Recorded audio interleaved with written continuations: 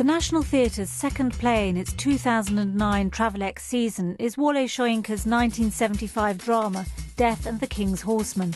It's based on an incident in Oyo, Nigeria in the mid-1940s, when the British colonial district officer intervened to prevent the horsemen of a dead Yoruba chief committing ritual suicide. It's a play based on a true incident from colonial Nigeria from the early 40s, where well-meaning British colonial officials discovered that at the funeral of a tribal king, his chief horseman was planning to commit ritual suicide, according to custom, in order to join the king in death. And the colonial authorities tried to intervene. So, at one level, the play, obviously now, has suggestions of liberal intervention. But it's much more than that. It's a fantastically poetic play about a culture which is genuinely in touch with a sense of a life beyond death, a spirit world that is beyond us, that has, or rather alien to us. The play is directed by Rufus Norris, whose previous work includes an adaptation of the dogma film Festin, DBC Pierre's Vernon Godlittle, and the musical Cabaret. Directing Death and the King's Horseman sees him launch into an area of culture and politics that has always fascinated him. Grew up in Nigeria, and then Ethiopia, and then Malaysia, and didn't live in this country until I was about 12 or 13, and have travelled quite a lot and have worked quite a lot abroad as well as a director. And so the idea of increasingly for me professionally combining my background and my interests, the international pages of the paper are the things that I always go to first. And so the idea of taking on a big African piece of work was immediately very, very attractive. For personal reasons, and I was very aware of Soyinka as a writer and as one of the great African literary figures. Soyinka, a writer, poet, political activist and Nobel Prize winner, was born into a Yoruban family. His activism and writings have consistently been concerned with what he terms the oppressive boot and the irrelevance of the colour of the foot that wears it. Yesterday he gave a paper in Nigeria challenging Nigeria to see whether Nigeria is really a nation. After independence, he said there is nation in small n and there is nation in capital N. He's talked about post-independent Nigeria if they have attained that position of the capital N. So you can see he's not just being an ordinary playwright. He's a political activist, he's a theatre practitioner, and is very concerned about the relationship for humanity, both whether you are black, you are white, you are African, because he compared quite a number of states and nations together. And if you look at his production, especially this Death and the King's Horseman, is a way of understanding some of the things that happened during colonization. Peter Badejo, a friend of Soyinka's with experience of performing in the play, is consultant on the production, advising on language, movement and songs. The great thing about having Peter in the room is that people are referring to him all the time. I did worry, of course you worry, when with a show like this you think, oh, could I end up in a situation where because we've also made the decision to cast an all-black company, where there are 31 black performers, that side of the desk, and then there's me, little skinny white boy, on this side of the desk, and is that not just perpetuating the same old? And then you exacerbate it by having a white designer, and then you exacerbate it further by having a Hispanic choreographer. But actually, in the end, we're all theatre practitioners. You don't need to come from Denmark to direct Hamlet. By having Peter there, it means that they've all got that person to go to who knows better than anyone what all those points are. The play presents Norris and his team with a particular set of theatrical challenges, drawing as it does on ancient Yoruba traditions. Everything has a spirit, right down to a chair being inhabited. These belief systems, along with the West African performance tradition, means praise singing, music and movement inform a great deal of the text. Rufus is a very interesting director. He works creatively, and one thing that has really made this, which will put a difference on this play, is the sending of at least 5 members of the creative team to Nigeria. It's an experience you can never quantify.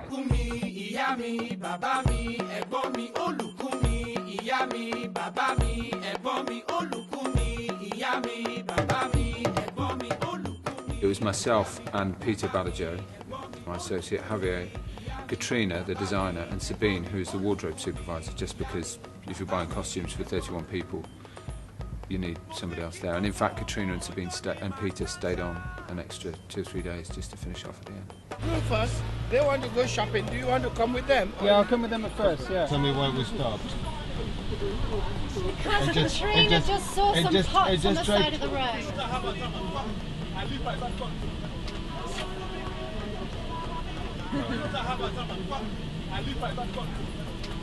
The way that we understand life here is quite ordered, and the order there is very different. It still works in its own way, but it's very different. We would call it chaos in the play. It's referred to by the white people as chaos, but actually it's just a different kind of order. And to understand that and appreciate the beauty of that is the kind of atmospheric absorption, soaking up, which you can directly translate into the production. So that's the first thing, is just research on a kind of, atmospheric and primal level. Oh, the haggling there took almost 15 minutes, and afterwards sometime I had to shut up because I didn't know what they were talking about. Is that normally what has happened? It's a normal thing. The shout was not for, they're not going to fight. It's half an hour in and out. Oh yeah, oh yes.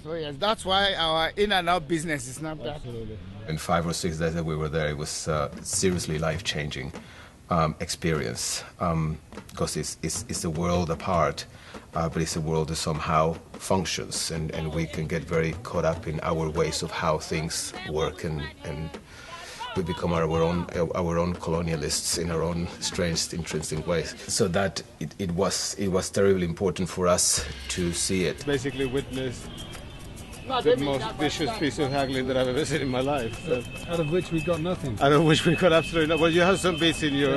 You have some bits there. If you want to get kind of 400 Adire hand-dyed cloths that look like they're from the period, that, the best place to go is where they make it. And if you want to find a chicken basket, if you want to even understand what a chicken basket is, you've got to go there and walk around Oyo Market where the play is set and go, hang on a minute, there's all these chicken baskets. And consequently, we've got a stage full of props that have come back from 3 or 4 of the markets in Nigeria that we went to. So we spent a lot of time in the markets, getting a taste of it, but also buying a load of stuff that we brought back. All the costumes,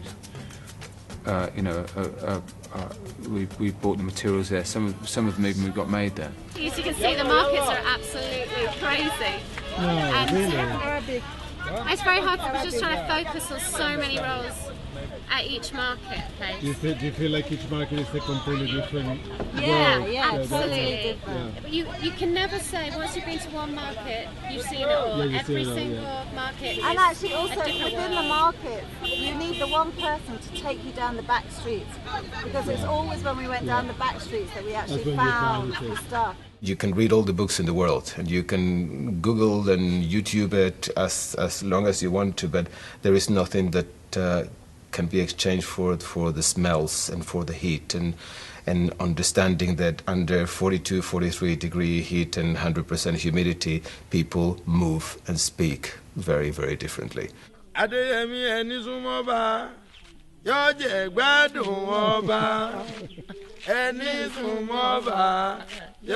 gbádùn ọba, ìgbòlugi tí wọ́n yà náà fi ń rọ́bà ààfin. Ẹni súnmọ́ bá yóò jẹ gbádùn ọba. And there's also the research, extends beyond that. To go to Oyo Palace, and the places where the play actually was set was very interesting. Where would the king live? The king lived in that sector where we are. So the king that had died a month before, in Death of King's Horseman, would live there, and the Nigerian would live. Yeah. He doesn't live here. Yeah. He lives outside. As well as learning about Nigerian culture and Yoruba customs, the team was able to meet the playwright at his home. That's where Wole Soyinka lives, or when he's not in America, he's there. And to go and meet him and sit down with him in his gaff in Abeokuta was fantastic.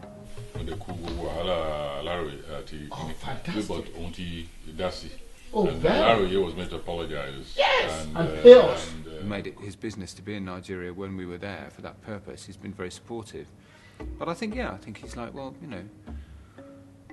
try not to cock it up, and I was very, there are one or two, not exactly liberties, but one or two structural changes that I'm making, and one or two ideas in terms of how we're approaching the staging of it, which are quite bold, and I wanted to run them by him. Meeting Soyinka, I think, gave him the final go-ahead that he needed in terms of if there are any things that he needs to change, as long as he understands where the story is coming from and what underpins the story.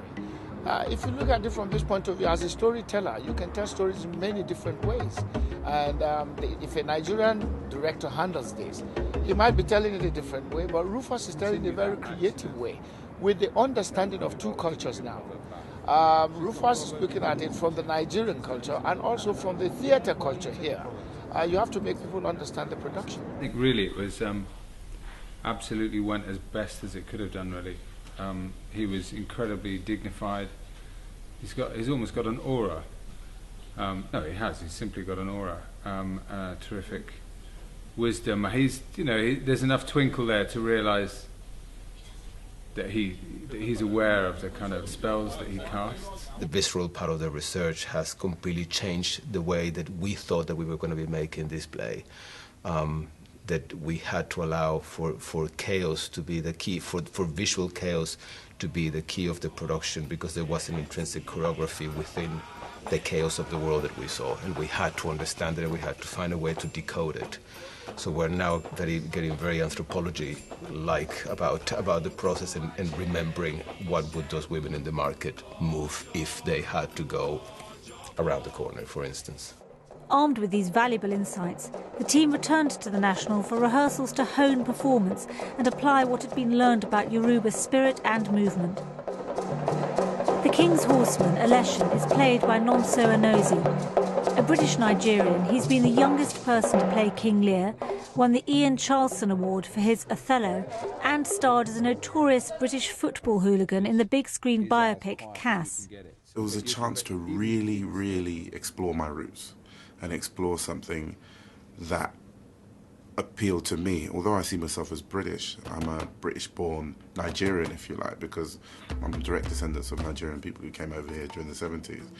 So for me, the play was many things. It wasn't just a story. It's also part of my heritage. It's also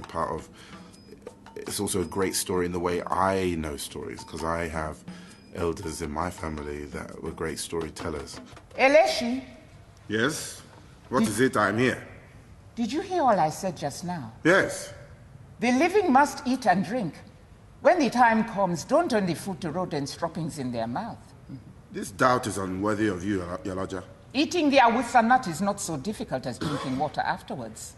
The waters of the bitter stream are honey to the man whose tongue has savoured all.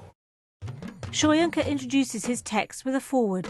In it, he cautions any potential director against a reductionist tendency to view the play simply as a clash of cultures.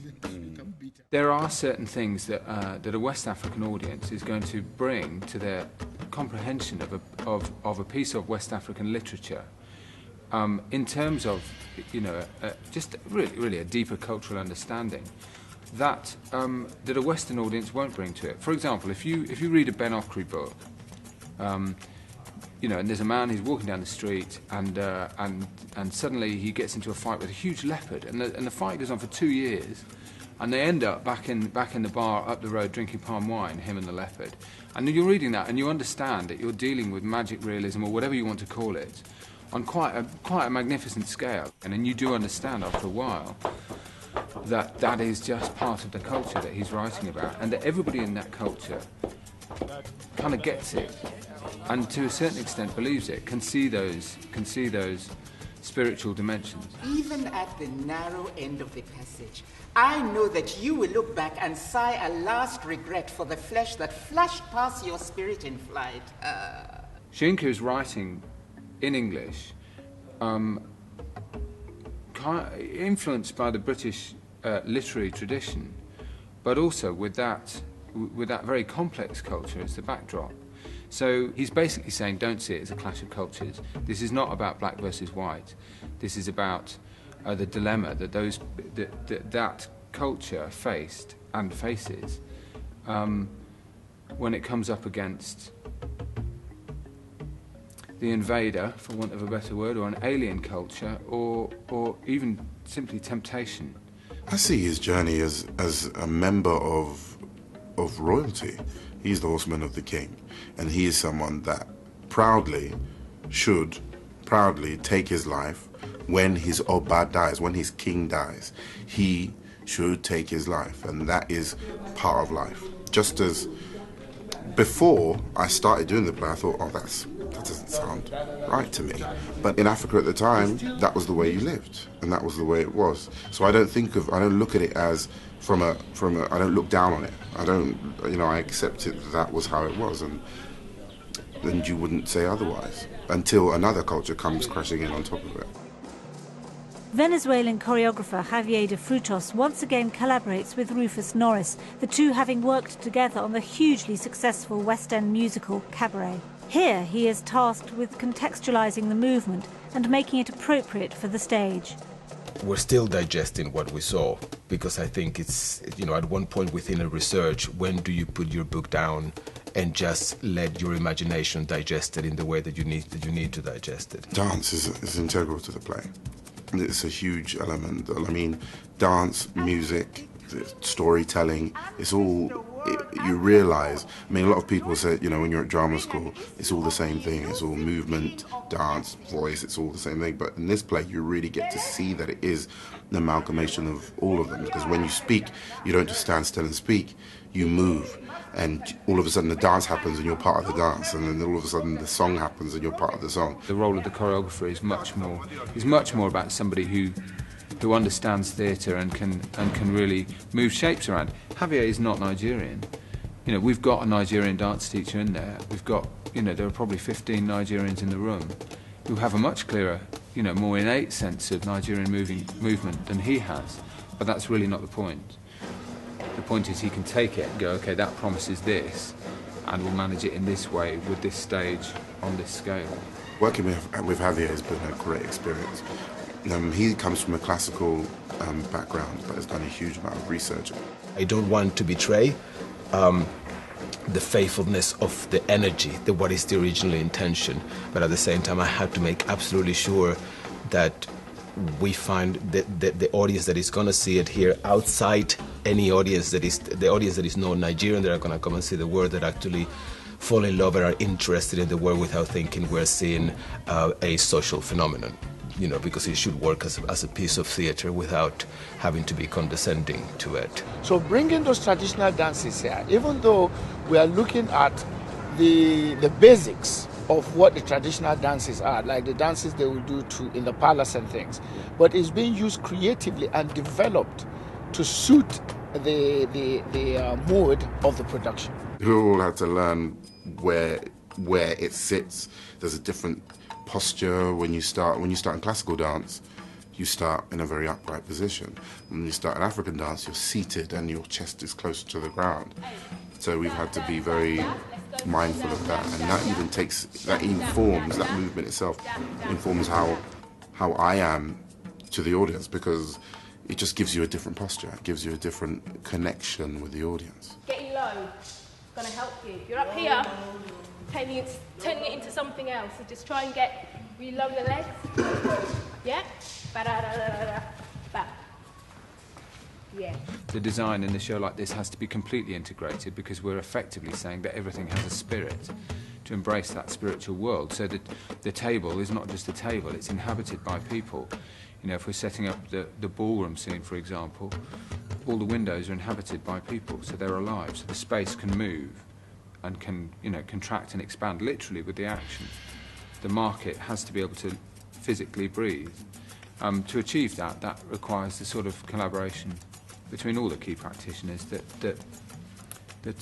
means that kind of everybody's full on all the time to try and create something that is a complete world in itself. Despite the high regard in which both the play and Wole Soyinka are held, the National Theatre's new production will be the first time it's been performed in the UK for almost 2 decades. I think it's kind of just about time that we can accept this place as part of our traditional repertoire, despite of the difficulties of it. I don't understand why it hasn't been done before. I think, you know, maybe African plays, being from Africa, may have been shunted to the side in the past. But Wole Soyinka's work is amazing, and the poetry in it, the layers of he really holds up a mirror to Nigeria and says, look at what's going on.